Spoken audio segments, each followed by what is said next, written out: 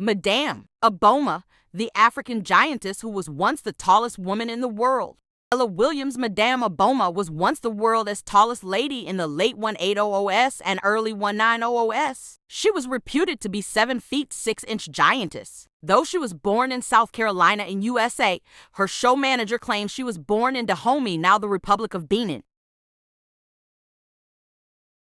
Born in South Carolina in October of 1865, Ella Grigsby narrowly missed being born a slave, as the 13th Amendment to the U.S. Constitution was ratified only 10 months previous. Ella came to work for Elihu and Harriet Williams when as a teenager. Because Grigsby was the family name of her parents' slave holders, Ella took the Williams surname as her own. Abomah claimed none of her other siblings were unusually large, and she had been contacted by various vaudeville and circus promoters to sign a contract and tour as a giantess, but always refused. However, while working as a cook in her native South Carolina, she agreed to be hired by Frank C. Bostock.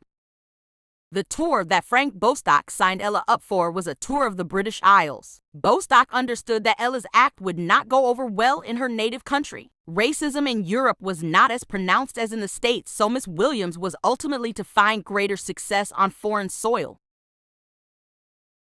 Bostock at the time mixed a little fact with fiction in promoting his act. He gave Williams the stage name Abomah, a name which came from Abomah, the capital of the Kingdom of Dahomey, now Benin. He further promoted Abomah as being a member of one of the legendary Dahomey Amazons, the all-female fighting force that existed around the time. One of King Dahomey's Amazons, who has been brought over to England for show purposes, is a giantess indeed. Her height is 8 feet, and she is both broad and muscular, he used to say, according to the American press.